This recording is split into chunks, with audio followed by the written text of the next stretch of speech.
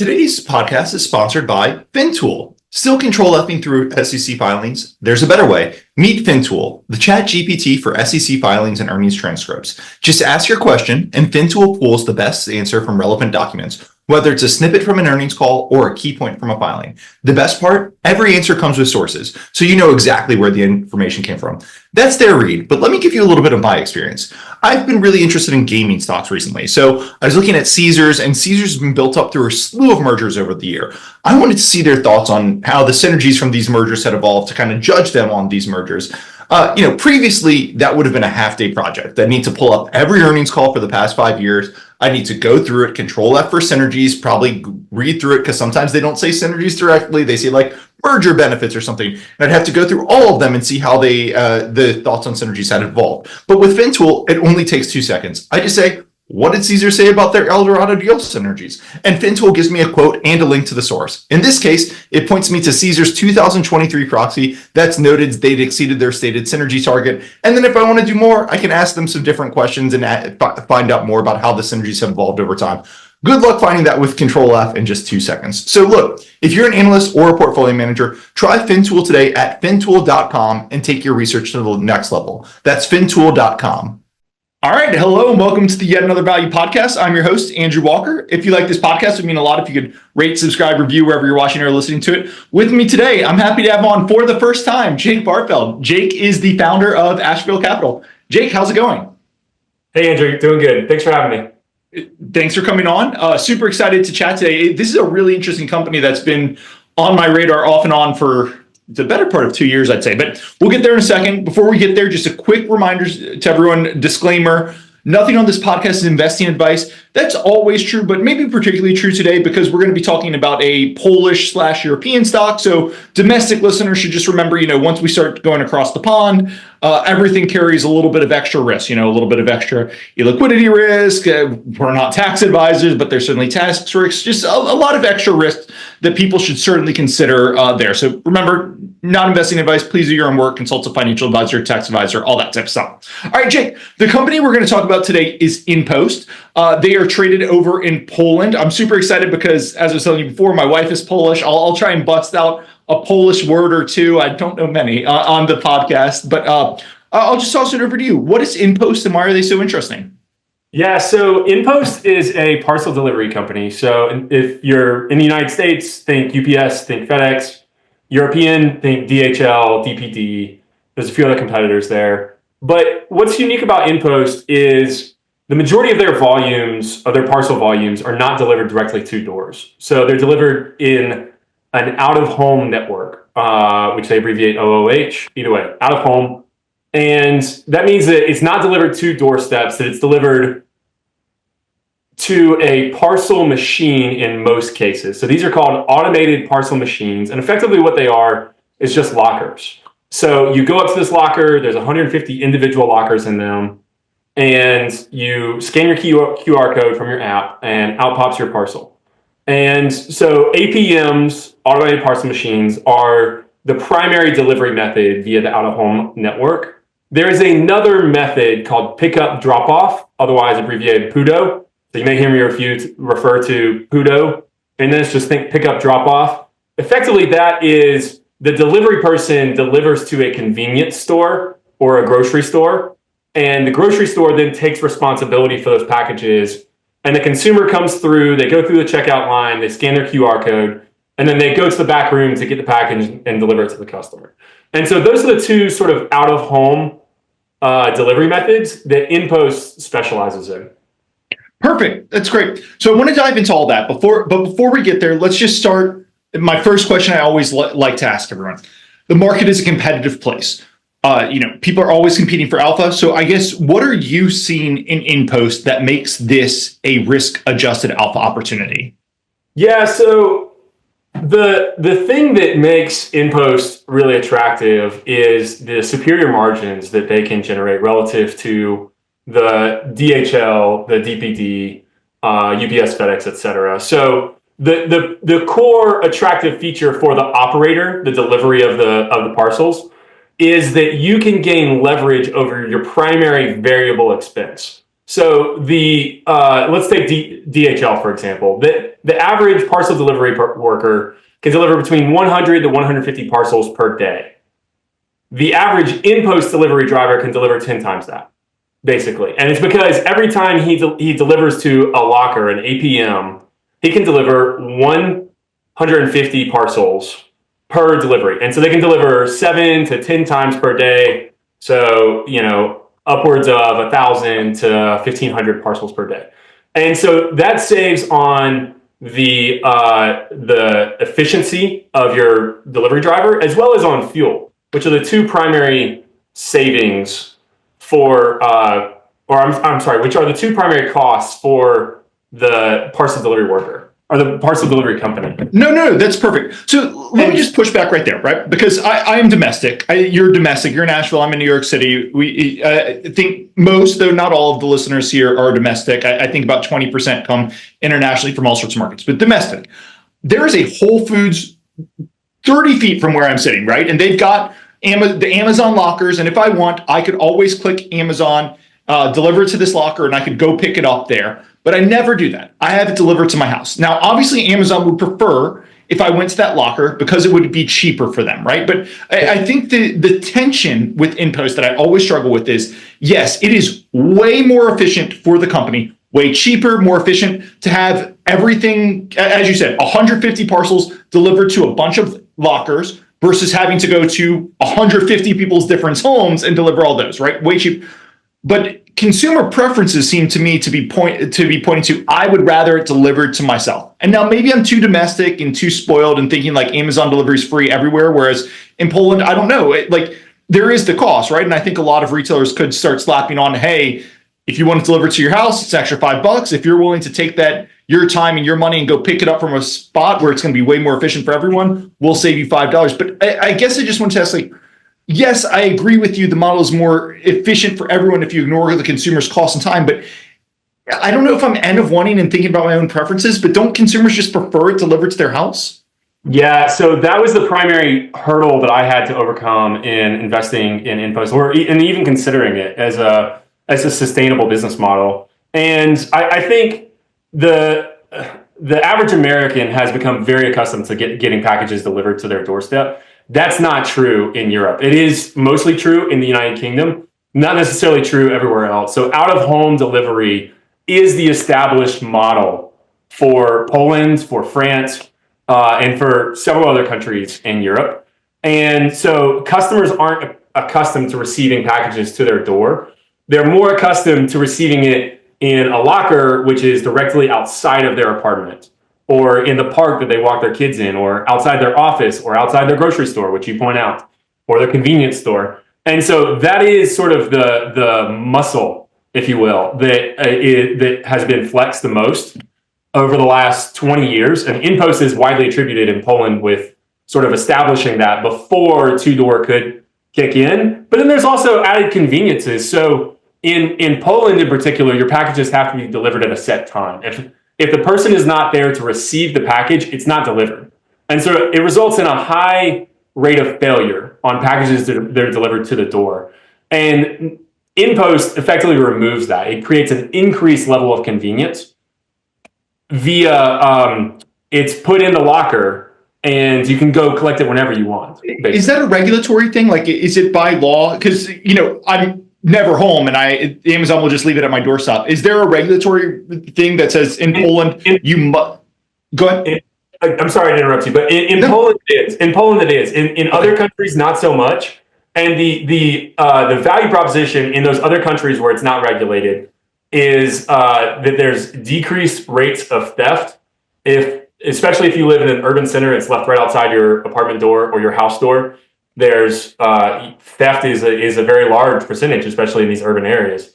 And so it's more secure, it's more convenient, and because you're no longer delivering to doors and you can deliver much faster, the speed of delivery is much faster. And so InPost was the one in Poland that sort of pioneered same-day delivery, especially if it's in the same urban center. And so InPost has benefited via sort of customer goodwill, if you will, because of that. And so, if you think about this, I'd like to come back to your question about the alpha in a minute. Sure. But if you think about this, there's four participants in this ecosystem that InPost operates in. So there's the customer, which previously got charged for shipping, which InPost has effectively eliminated. So it costs the last mile logistics is the largest percentage of the cost of delivery. Yep. And it's roughly 50, sometimes 60% of the delivery, especially if it's a larger package. The last mile delivery costs more. And InPost has effectively reduced that by 90%, sometimes more actually.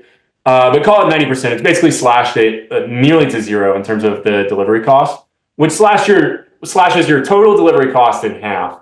And so that cost saving gets passed through to consumers. Oftentimes merchants are willing to absorb that or bake it into their price because it's so much lower.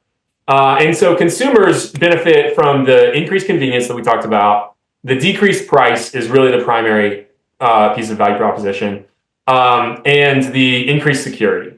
So that's the consumers. That's the first sort of participant in this ecosystem. The second one is the landowners. So InPost doesn't buy like a square block on a street corner. They lease it. They rent it basically from whoever owns that. And the people who own that property benefit because they're now generating revenue on a piece of property that wasn't previously generating any revenue.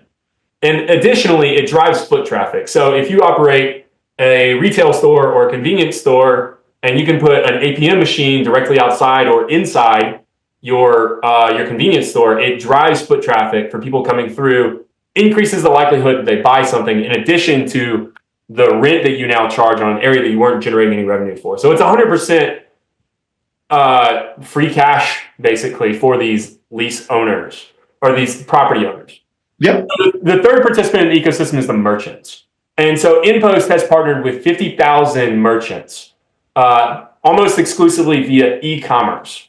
And so InPost has sort of ridden the wave of e-commerce and grown at a faster rate because not only are they growing at the rate of e-commerce, but they're also taking market share via customers increasingly using InPost at a higher rate than the growth of e-commerce in general. And so merchants like it also for the cost savings and for the increased speed, which results in a higher, a better customer experience, basically.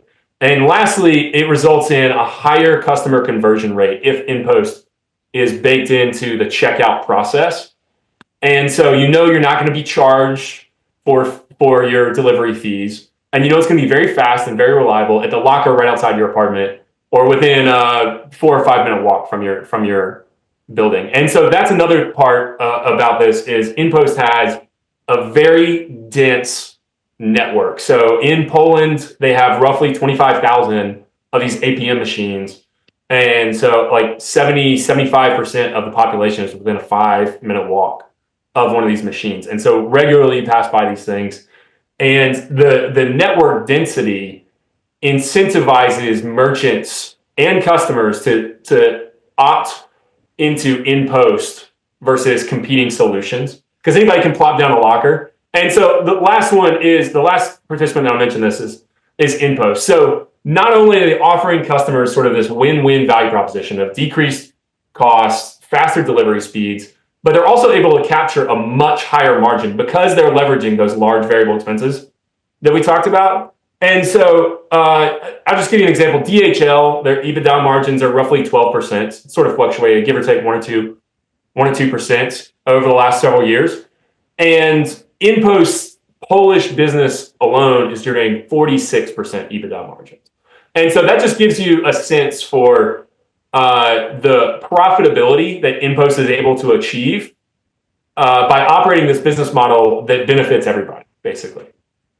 No, there's a lot of places I want to go there, but let's start with this. I guess the second, I'm really glad you went through all the components because the second thing I look at when I see InPost is I look at it and say, okay, you're building boxes, lockers, APMs, whatever they want to call them, in high traffic locations so that people, instead of having it delivered to their door, can go and grab it, right? I guess the second thing I wonder is, hey, as you said, it's kind of like a four-sided network: customers, InPost, merchants, landlords, right? The second thing I kind of wonder is, let's go through each of those. On the merchant side, the merchants are competitive. The main, not the main, but a huge cost, like merchants operate on slim profit margins, and a huge cost for them is delivery costs. And even if InPost is saving them, right, merchants are going to be sensitive to, hey, why can't I go with the competitor and all this sort of stuff? Especially, InPost, let me back up. In the US, Amazon is probably 10% of retail sales, and then toss in Walmart and Target. It would be very difficult to operate kind of an InPost style network without having preferably all three of those, but at least one of them. In Poland, I believe Allegro is the big Amazon, so is the big internet player. So I guess my question is, on the merchant side, and particularly the large merchants that you kind of really need to seed this network, why aren't they really pushing back on price and kind of driving the economic returns down of InPost down? Like, I get if you and I start Andrew and Jake's men's fashion shop, InPost probably has a decent bit of leverage over us because we kind of need to get it delivered. But an Allegro, shouldn't they be able to get InPost down to cost and kind of decrease economic returns there?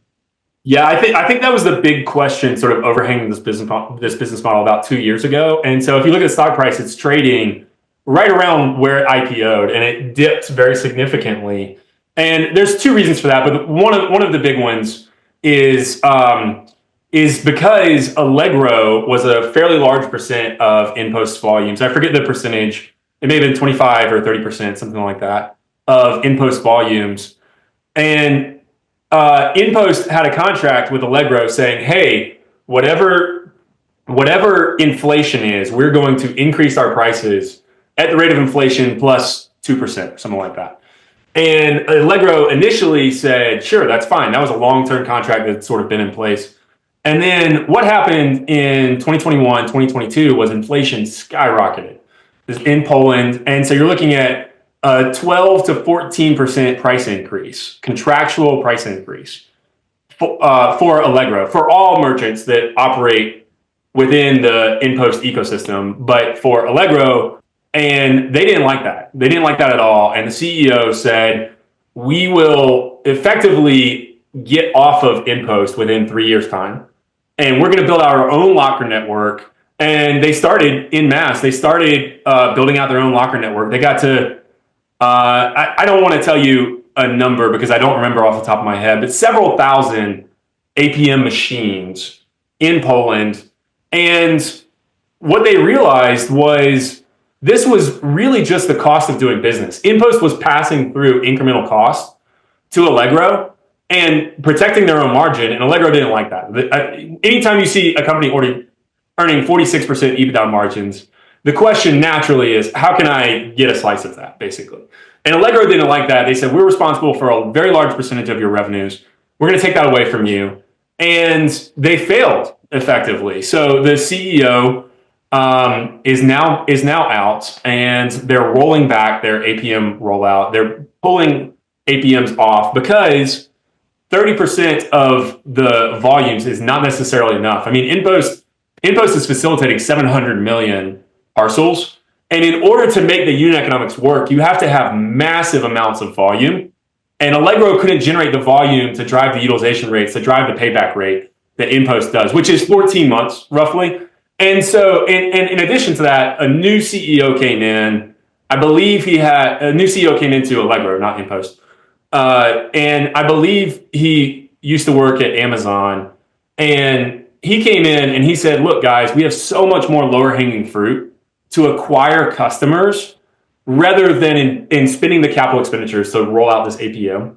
And he says, and he hasn't said they're not going to do it, but if you go back and look at the earnings calls and listen to what he says, he has clearly deprioritized the APM rollout. And he has said effectively what I'm saying is, like, look, this is just the cost of doing business. If we're paying InPost more for this, we're not going to save it by going and doing our own. We still have to pay for the sorting hub, for the vehicles, for the delivery couriers, etc.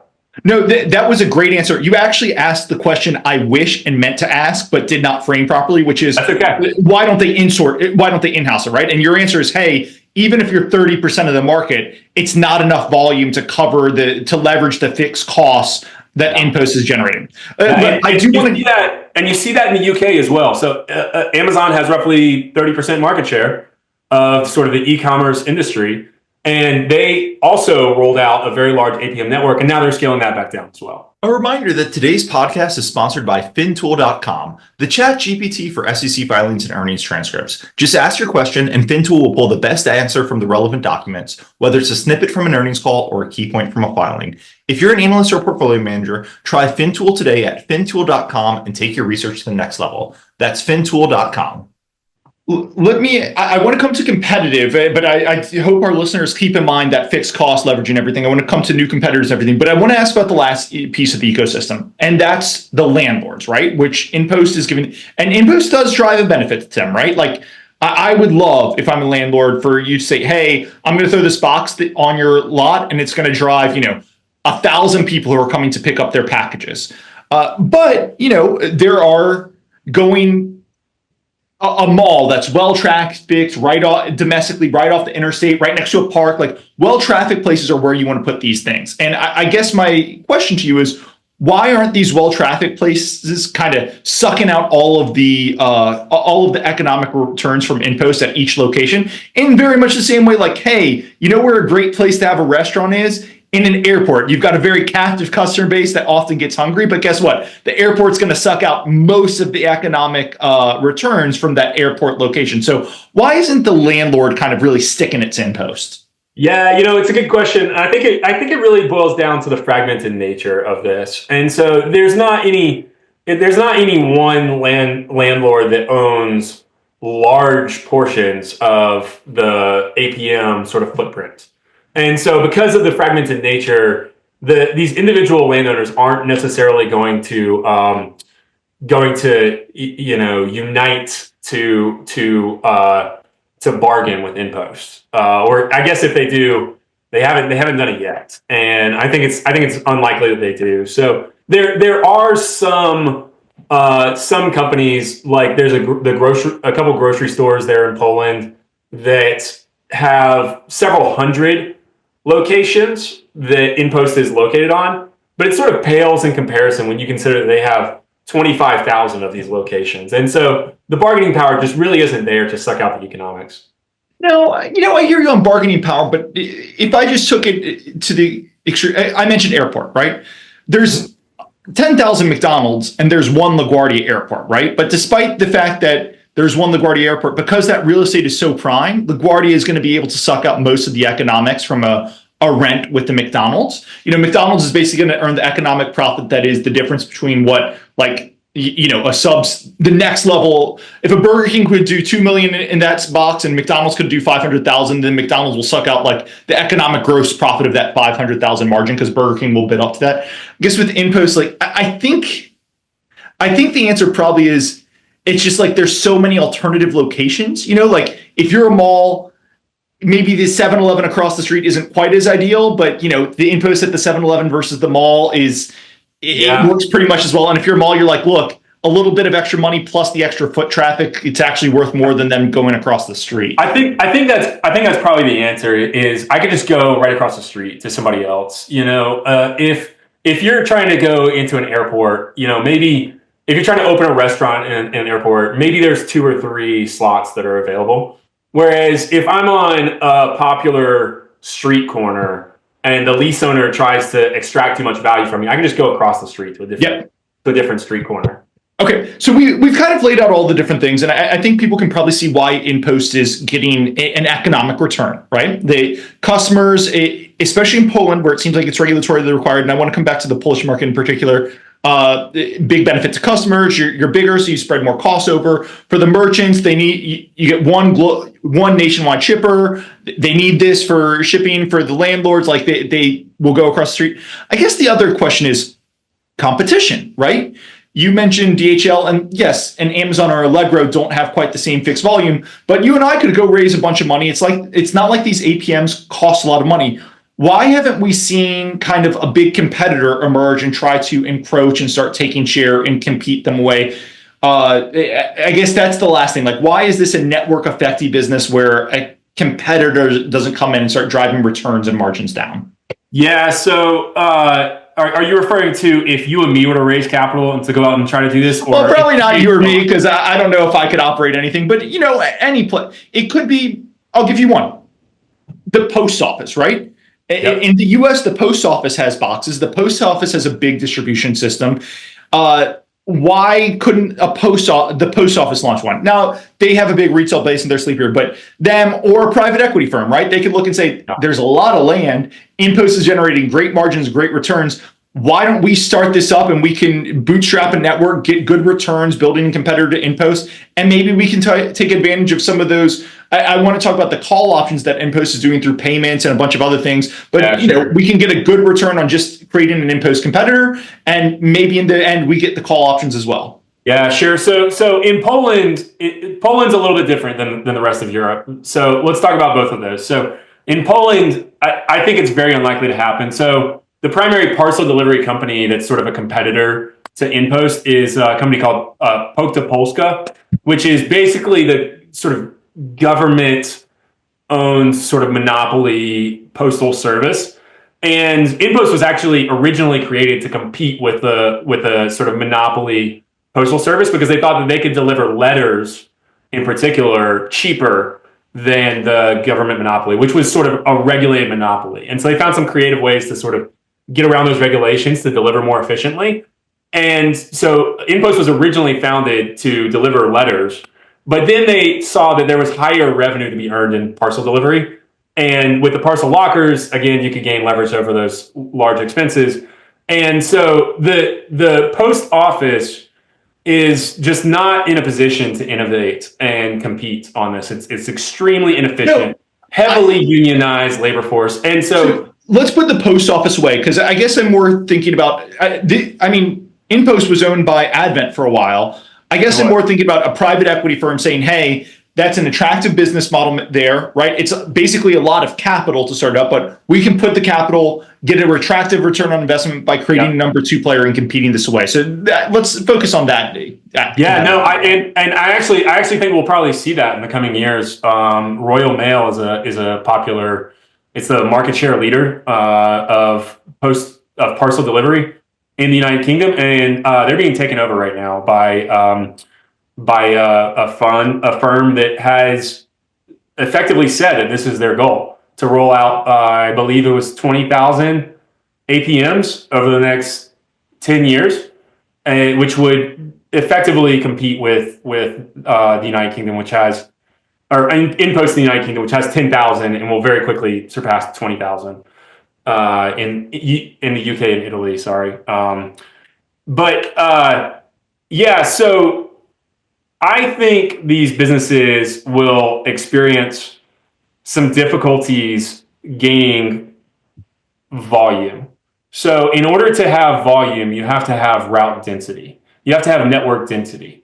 And in order to have network density, you either need a ton of capital and a large number of customers, basically, like already on the platform. And so you're going to generate, so they could install 10,000 lockers at $20,000 a pop. And so you're talking, you're talking a lot of money to build this out. But installing the lockers does not necessarily mean that you have built the same business that InPost has. So there's a large back end piece to this that's not seen. And InPost actually made this same mistake in their founding years. So in 2006, they started doing this parcel locker. So we're almost 20 years into doing this. And they started plopping down lockers all over the place, just saying, Rafal, the CEO of InPost, said, it's a land share grab. I'm going to go out and grab as much land as humanly possible. And he was deploying lockers all over the place. He was even deploying lockers in Canada prior to the Advent acquisition. And they over-leveraged themselves. And they also had a side business, which went to zero because the Polish company, or I'm sorry, the Polish government sort of regulated this other side business away. And because they were over-leveraged and the revenue went away, they nearly went bankrupt, which is why Advent was able to buy them and take them private, because they were previously publicly traded before Advent owned them. But they learned from that. And Rafal's key lesson that he learned from that was we cannot over leverage ourselves via growing and just plopping down lockers. It's not about plopping down lockers. It's about owning the entire back end infrastructure that facilitates it, the delivery of a parcel from a merchant's warehouse to the locker very quickly in the most efficient manner possible. And so it's sort of going back to your question, it's a chicken and the egg problem. Yes, that's the word I was going to use. Yes, exactly. That's right. It's absolutely a chicken and the egg problem. Is you have to have lockers, but in order to make those lockers pay back at any reasonable rate of return, you have to have volumes. And in order to have volumes, you have to have customers, and you're not going to get customers without lockers, basically. Yes. So I think like when I first look at this business, you just see, I mean, it's the first page of their investor presentation, right? It's the lockers. And you just think, oh, I do the lockers. But the thing here is they have all that delivery behind them. And as you're saying, they'd have to, if you're doing it, you have to get the lockers and you have to get all those things. And then you have to go to the customer because nobody's going to come and be like, hey, I'd love to do your startup delivery that delivers my packages slower, that has less reliable deliveries. My customers might be missing theirs. They might not be able to get their returns. Like nobody's going to want to do that for a it's a small piece of the overall cost of shipping, of selling goods, right?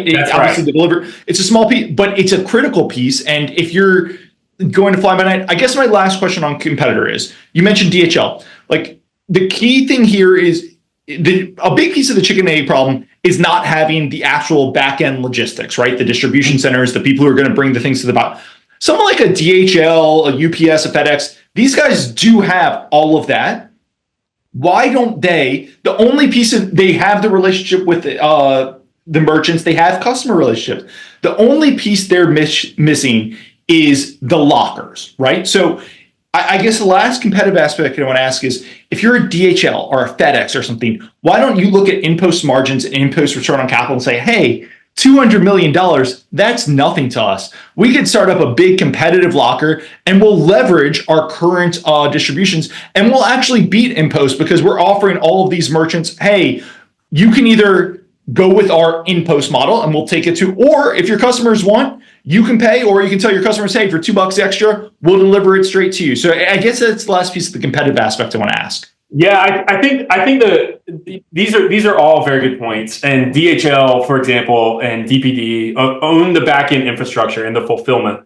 And so you're right, the physical piece that they're missing is the lockers. But what they're actually missing is at the checkout, they're missing customers. Customers would have to choose to use a different service. They'd have to choose to use DHL. And so DHL could subsidize that because they have the volume. That's what I would do if I was in DHL's position. But customers would have to choose and to have it delivered to this location. And for whatever reason, DHL just hasn't prioritized that. It's such a small portion of their business. So they actually do operate lockers in Germany. So the reason why InPost hasn't expanded in Germany is because DHL does have this locker system in Germany. It is generating attractive unit economics for their business. Although it's sort of hard to parse out. You got to speak to the management team in order to understand that it is a part of their business. But it's such a small sort of subscale portion of their business that they're just not prioritized to focus on it. Just like with Allegro, there's lower hanging fruits for them to focus elsewhere than it is for them to focus on investing in this area. And so technically they could, but you could invest to put the lockers in, but then you'd have to get customers to choose to use you instead of InPost, which is already sort of built into their auto checkout sort of mechanism. It's like, this is my preferred location. I'm going to have to deliver it to that.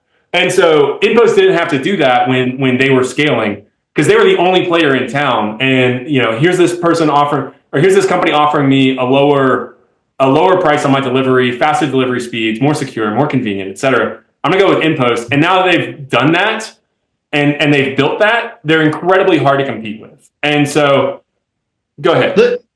So let's stick with incredibly hard to compete, right? These guys have 45% of the Polish market, roughly.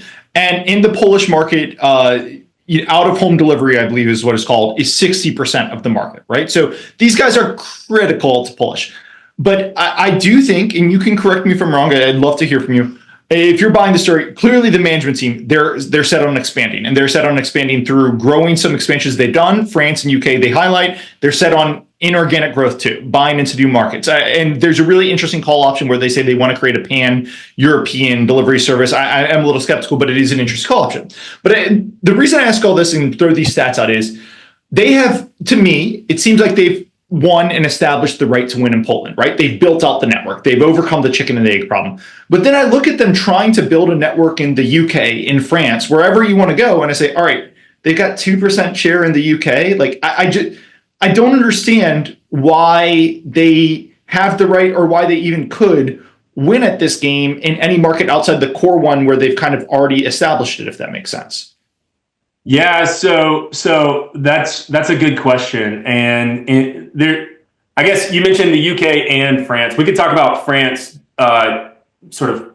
Sure. I only mentioned because I'm looking at, for listeners, I'm looking at page 6 of their November investor deck. You can Google InPost investor deck and see it. And UK and France are the two that are mentioned alongside Poland. So that's why I mentioned. So they've been investing in the UK for over a decade now, and they've been struggling to gain scale. It's been a real challenge for them, and their APMs have generated subscale unit economics, and they've just been gradually growing until recently. And so the question should be like, what's changed? And there's really two things that have changed. Probably the big thing is that they've acquired Menzies, which is sort of the back-end distribution fulfillment center. And so what they were lacking was the back end. So they had the lockers, but they didn't have the back end sort of logistics muscle to deliver these parcels on time and at the lower cost. So they were outsourcing the delivery, which wasn't really cutting the cost quite as significantly as what it's like in Poland, basically. And so now they've been able to do that. The value proposition is effectively what it is in Poland now in the UK. And sort of additionally, they found some alternative ways to attack the market in the UK to gain volumes. And so one of them was partnering with eBay and some of the other customer to customer solutions. So, Andrew, I want to send you a t-shirt and you pay me $10 for it, you Venmo me, or you buy it on eBay or something like that.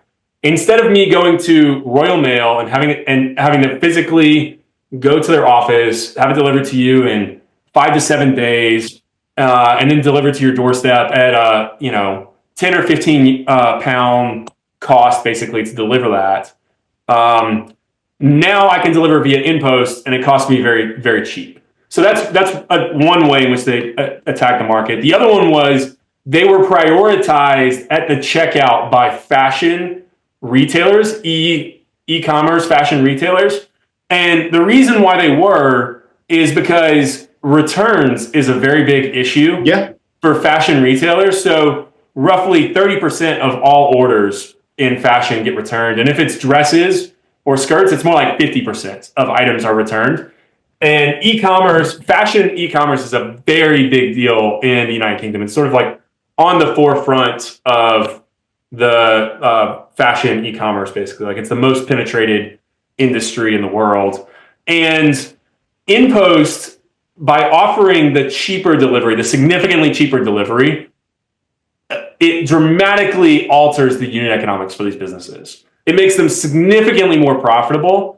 And because they are not doing the last mile to the door, and they're not doing the last mile on the return, which again, a sizable percentage of them is, you're literally collecting those cost savings twice, basically. And so it affects your unit economics dramatically. And so some of these fashion retailers who previously were operating businesses with negative unit economics, negative customer sort of LTVs and hoping to gain market share, now all of a sudden it's much more profitable.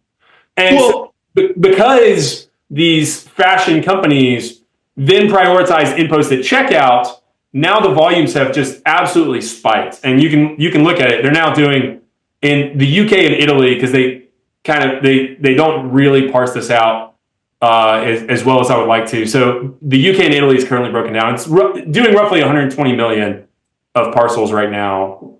So it's scaled very, very quickly. And the utilization rate is better in the UK than it actually is in Poland, which is their most well built out industry. And so the demand is there and outpacing supply. And so they just can't get these lockers in UK fast enough, because now they've been working at this chicken and egg problem for well over a decade. Now it's sort of crossed that chasm and it's scaling very rapidly. And you see that in the unit economics, you see that in the utilization rate of the APMs.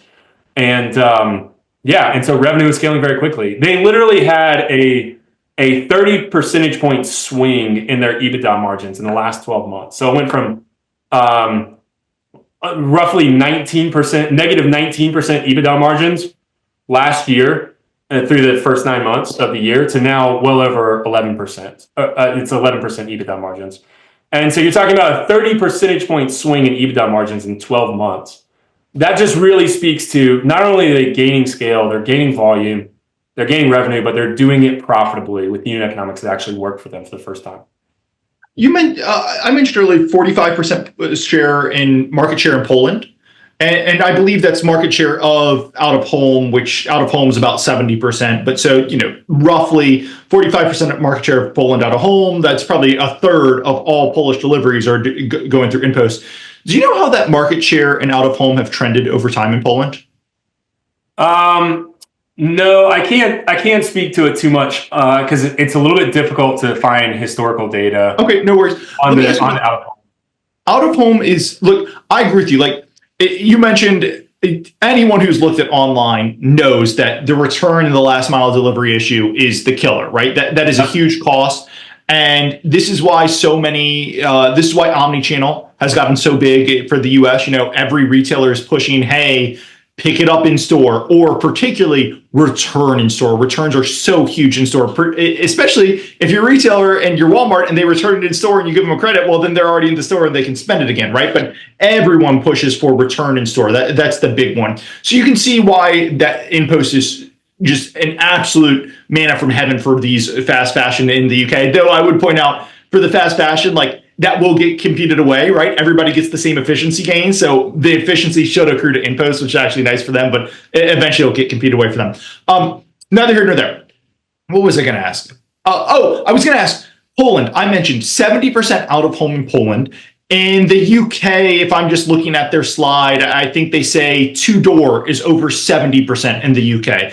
I suspect two-door is the majority of delivery in most developed markets. Again, maybe I'm N of one because of my domestic experience, but I suspect two-door is the most. So it is in the UK, not necessarily in France or not in France. Okay, but I want to test what's so unique about. We mentioned the regulatory in Poland of why that's happening, but where is that trending elsewhere? Are most places moving to kind of out of home bigger, or are most places kind of moving to, like, I see US and I see the Amazon lockers and I don't feel like they're getting used that much. I actually think they've pulled back a little bit. So what's so unique about Poland that's pushing it more and it's growing? Why aren't other places trending there? Yeah, so Poland it has a large percentage of its people living in urban areas, basically. And so I think that's pretty much the primary reason, as well as the fact that I mentioned earlier that the two-door delivery method was just never established. And similarly in France, actually. So out of home is a very large percentage of deliveries in France as well, which is why InPost acquired Mondial Relay, which we'll talk about in a minute. But, I think in order for out of home to be established and to grow, especially in these places where two-door is already established, like the UK, there has to be a company that can deliver these packages in a repeatable manner, quickly, at a cheap cost, and be integrated with merchants. And so, InPost is the only one currently capable of offering that. And so they have over 50,000 partnerships with merchants, and merchants like it because of the cost savings. And so therefore they prioritize it at the checkout. And so it's a very key piece of digital real estate that InPost occupies in the checkout process of these merchants that helps them to gain market share and sort of push the out of home. And so, if the out of home market share increases from 2% to 4% in the United Kingdom, there's a very high probability that InPost captures the lion's share of that incremental market share capital efficiently because of their high utilization rates and payback rates and things like that. Perfect. I want to talk some of the very interesting call options that they've mentioned on their calls that I think let's quickly pause here and just say value, right? As you and I are talking, I think InPost was trading around 17 to 18. I guess it trades on Euronext, so I guess it's euros. 1750 euros as you and I are talking, right? We've established good business, Modi, particularly in Poland, tailwinds from growth of online and shift to out of home, right? I think all of that we've talked about and everything. So those are nice, but we haven't talked valuation. So I'll just pause there and toss it over to you. Like, how do you think about valuation here? When you're buying it and thinking you've got a margin of safety, what do you think InPost is worth today? Yeah, so if you convert the market cap from euros, because they report in Polish zloty, right? And so when I refer to revenue and EBITDA and things like that, I'm referring to Polish zloty here. And so I think it would be helpful to convert the market cap to Polish zloty, which is roughly 37 billion Polish zloty. Okay. The enterprise value of roughly 44 billion, give or take. And so when you look at what InPost is doing currently, so this gets back to your question about alpha. Like, where's the alpha in this opportunity? I'm going to bake that into this. So the Polish business alone is trading at roughly 17 times next 12-month free cash flows. And that's just the Polish business. Now, that is driving 80% of total EBITDA, 60% of total revenues. But you have this UK, Italy, Mondial Relay business that is doing 10% EBITDA margins, 10 to 15% EBITDA margins for Mondial Relay, and is in this process of growing. Like I mentioned, it's been a 30 percentage point swing in EBITDA margins for the UK business, which is growing much more profitably. So you're getting operational leverage that's not currently there that will likely be there in the next 2 or 3 years. Because the business is operating at similar unit economics that as they build out that route density, the flywheel just kicks in, and the incremental revenue drops increasingly to the bottom line for the non-Polish businesses. That's already happened in Poland. They're generating 46% EBITDA margins. It's pretty much been that way for the last several years, and likely will continue to be within 100 basis points of that going forward. But again, you're buying the Polish business at roughly 17 times free cash flow, and if you were to exclude the growth capex in the Polish business, it's more like 13 or 14 times free cash flow. For a business that the Polish business is growing revenues north of 15%, probably a 15% compound annual growth rate over the next 5 years, and free cash flow well north of 20%, probably 25 to 30%. So you're buying a business today at 14 times standstill free cash, or 17 times sort of the regular free cash of the business that's going to grow 25 to 30%. And you're getting the rest of the business effectively for free. So some of the parts analysis is, the international businesses, they just haven't proven themselves yet that they will replicate the Polish profits, basically. And so until they do, they're not getting credit for it. And I understand that, but it results in sort of an asymmetric return profile for this business, where you have a very low likelihood of the multiple compressing significantly, because again, like I said, it's trading in the teens for the Polish business alone.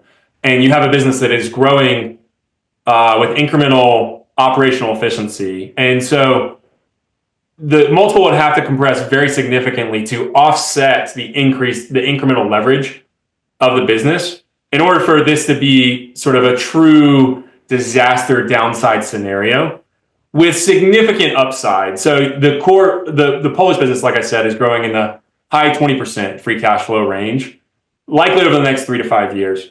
the international business is well into the 40 to 50% range year over year, because the revenue itself, I mean, the UK business is growing north of 100%, and the free cash flow is growing, significantly over that as well. It's operating from a very low base, but the opportunity is pretty massive for the international business. So, there's a high degree of asymmetry on a business that is generating very high returns on incremental capital. So, I hope that answers the question. No, that's a good, but let me just push on one piece of that. So, I love some of the parts and free call option stories, right? But sometimes I'll talk to investor, and we'll talk, and they'll be like, "Oh, you're getting a free call option, and the base business is worth 100, and the call option, if it plays out, is worth 5." Right? So that's a little cherry on top. That's a little kicker. Whereas HAPE, which I discussed earlier this year, the base business was worth, I'm just going to use 100 again, whatever. The base business was Swedish snooze. The call option was American snooze, right? So if the call option played out, it could be worth 600 or something, right? So I guess I just wanted to put you on, like, can you tell me, like, the Polish business? Let's just assume the Polish business covers the entire market cap EV or whatever right now. Obviously, England, France, these are big markets, bigger than Poland, I believe. They could be huge, but they're starting from such a small base that if you I'm wondering if you run it forward 5 years, like, are these real needle movers? Or are we talking, hey, once you kind of DCF it and start thinking about the capital involved, like, they're nice businesses, but it's the 5, not the 600 I laid out. Yeah, you're talking about a business, the international business could be significantly larger than the Polish business within 5 years. At least larger, if not significantly larger than the Polish business today, which is going to do $3 billion of EBITDA this year. And so the international business alone could do significantly larger than that. So, if you frame it this way, the Polish business, the market size is 1.5 billion parcels. I think it's actually 1.4 billion parcels, and InPost is facilitating 700 million parcels. So they have 50% market share of the addressable market in Poland, and that is generating roughly $6.5 billion in 2024 and $3 billion zloty of EBITDA. And so keep in mind the 1.4 billion parcels in Poland.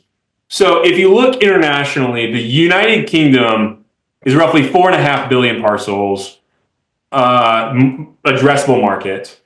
Roughly $1.5 billion in each of France, Spain, and Italy. So 4.5 plus 1.5 plus 1.5 plus 1.5. So you have 9 billion, a 9 billion parcel market size, which is roughly 6 times the Polish industry in general, basically. So 1.4 billion in Poland, 9 billion in Europe. And again, InPost has 50% market share of that 1.4 billion in Poland. They have roughly 4% market share of the European pie, the 9 billion parcels. So they don't have to replicate 50% market share in order for this to pay off. As a matter of fact, if they just get the 10% market share, which is basically double their existing market share, slightly more than double their existing market share in Europe, that's a 9 billion parcel TAM, so you get the 900 million parcels. It's roughly 9 zloty of revenue per parcel. So you get to 8.1 billion of revenue for the international business.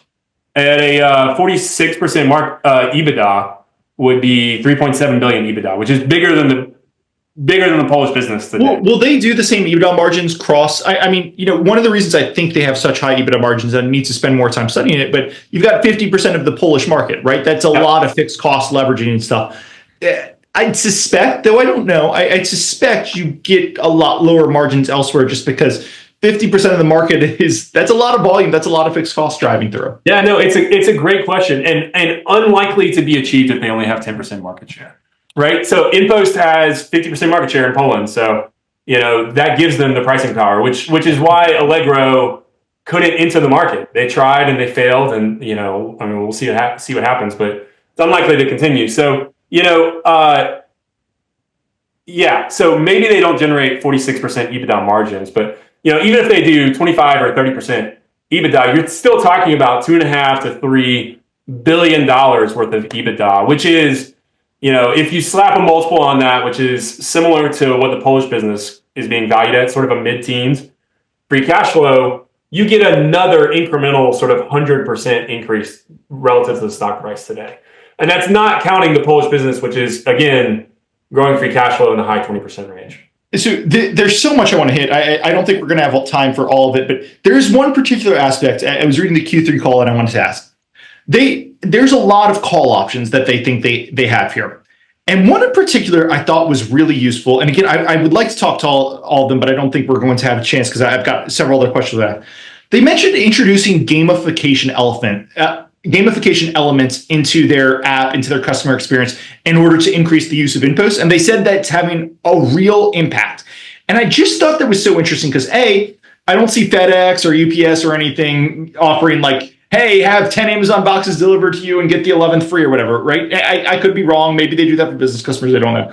But I also was interested in it because a lot of the call options, not all, but a lot of them involve more penetration into the ultimate like consumer customer, right? Paying with it.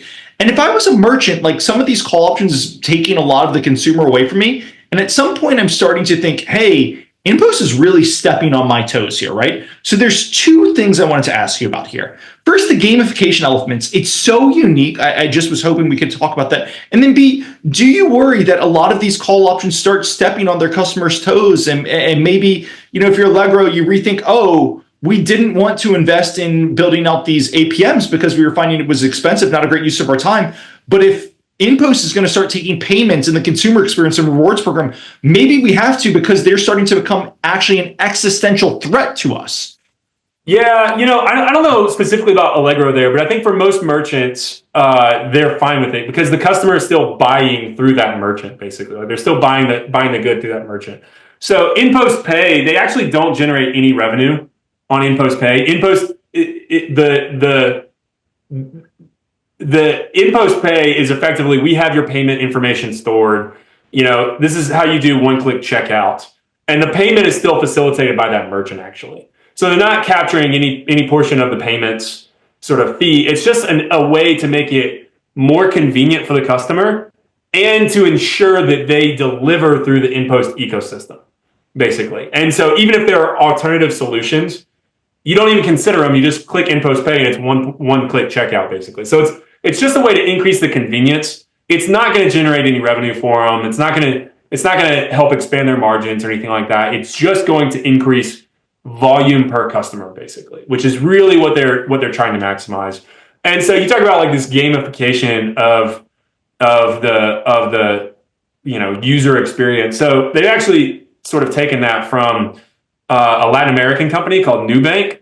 So Nubank has sort of gamified their app in order to increase the amount that people use to take out loans for, basically, like personal loans. And then when you pay it back, you get these rewards and you increase your loan amount.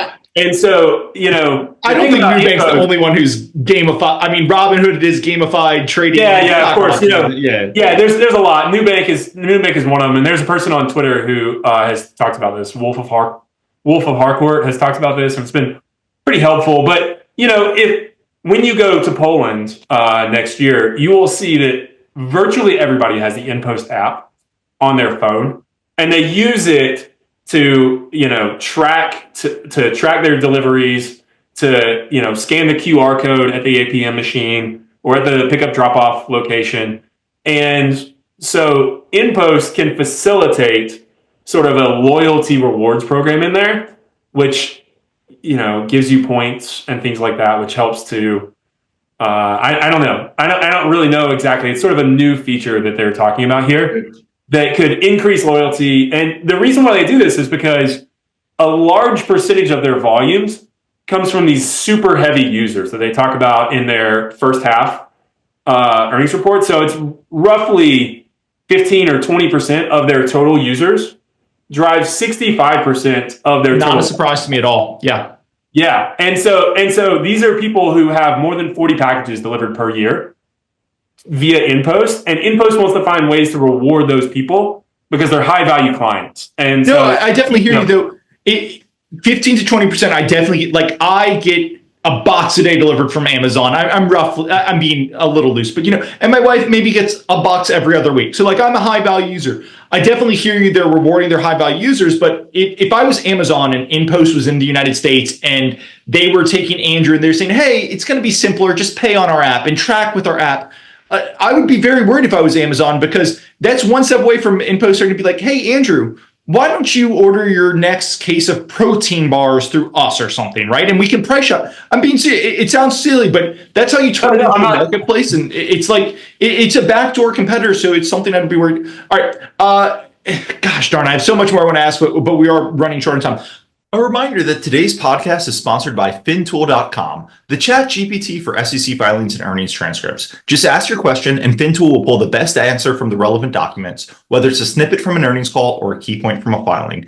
If you're an analyst or portfolio manager, try Fintool today at Fintool.com and take your research to the next level. That's Fintool.com. Two last questions.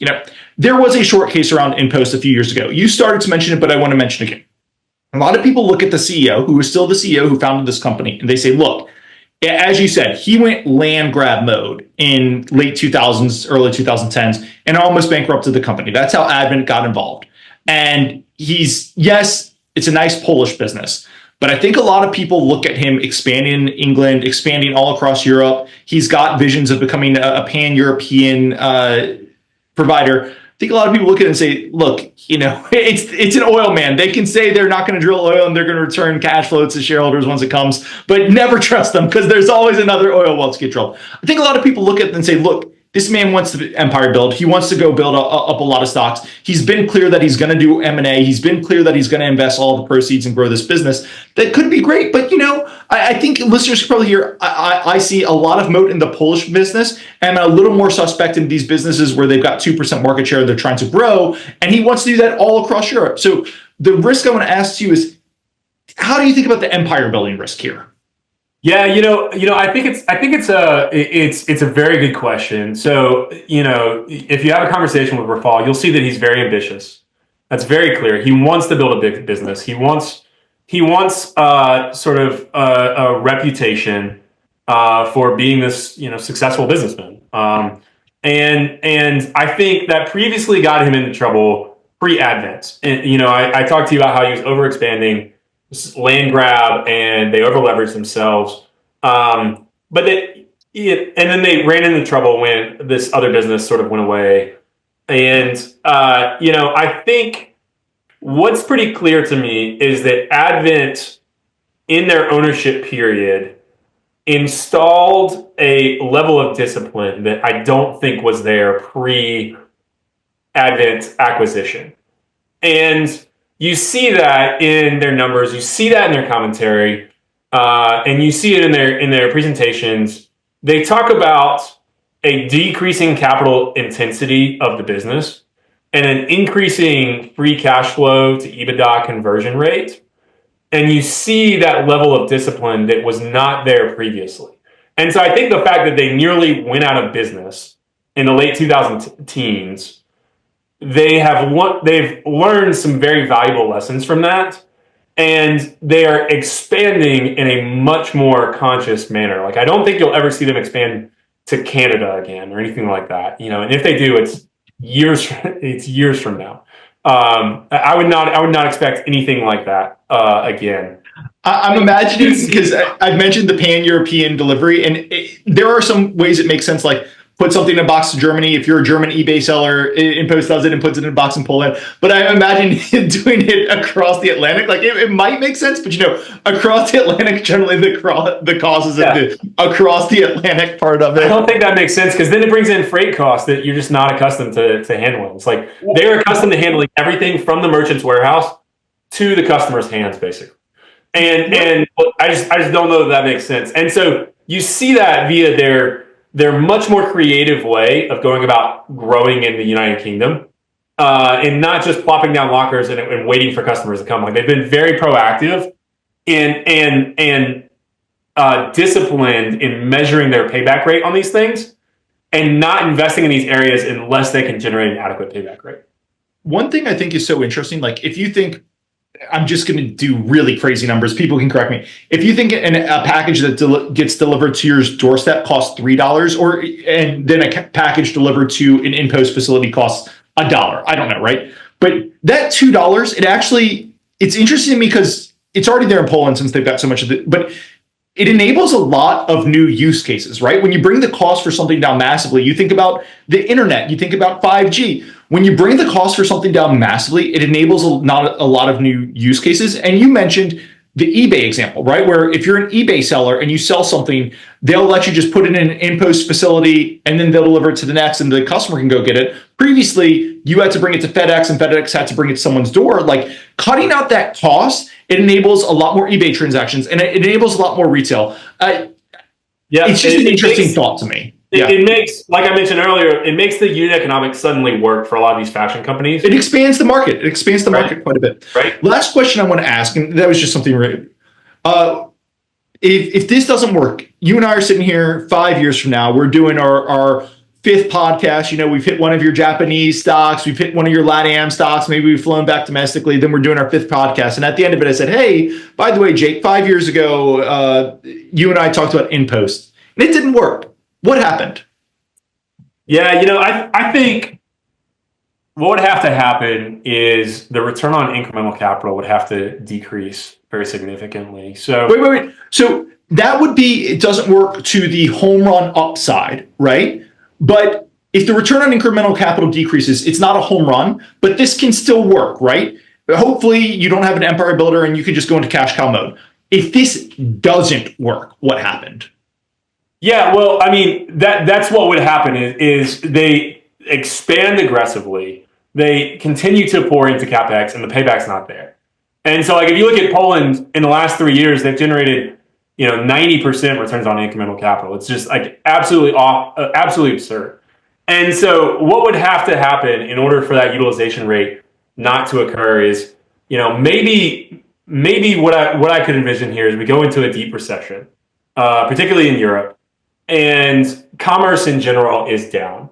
E-commerce probably still takes market share in that scenario relative to commerce because across Europe, it's still underpenetrated relative to the United States. So e-commerce still continues to take market share, but in general, revenue, volumes, and things like that are down on an absolute basis. And InPost continues to pour into building its APMs. And the return on incremental capital is not there. They're no longer generating 90% return on incremental capital in Poland.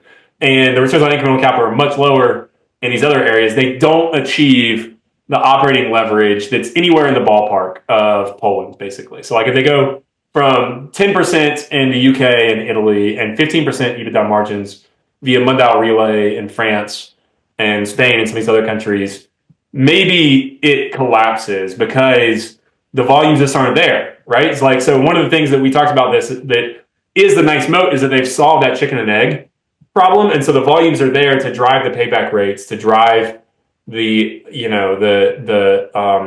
increased customers and volume.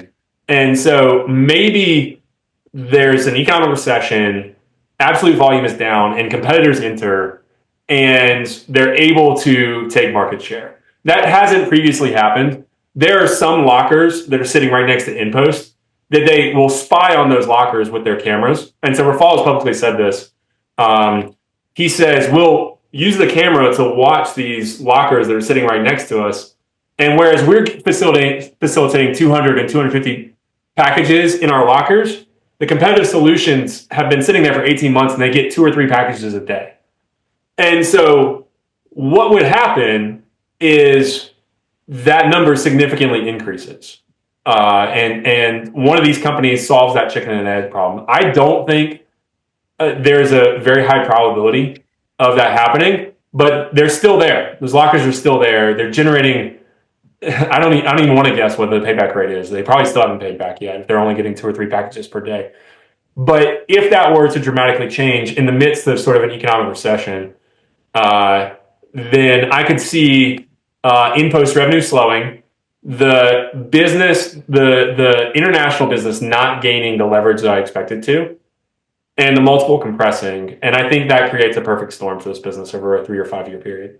You know, it is interesting because if you think InPost is a cheaper option, one thing you could imagine is in a recession, consumers want to pinch back their budget. Retailers need to keep volume moving. And now InPost does have a decent bit of fixed costs here, right? But you could imagine in a recession, out of home taking share, right? Where even if it's something as simple as retailers saying, hey, the item costs $20, but if you go pick it up from the InPost package, we'll give you a $2 rebate, $2 gift card, whatever it is. You could imagine a recession that gets more important for the retailers for driving more volume, and it gets more important for consumers who are pinching pennies.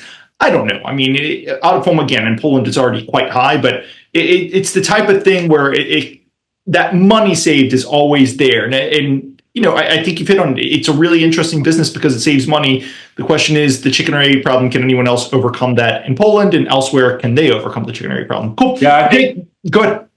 I think there is a scenario where if in the event of an economic recession that they do end up taking significant market share, the business is much stronger in the future. So I think it's very similar. You could compare it to sort of the railroad business. It's very costly to build. Once it's there, the economics are just very, very attractive. That's the nice thing about a lot of these things. Like the railroad business, you get a lot of NIMBYism and stuff. But one thing we didn't mention, you know, regulatory.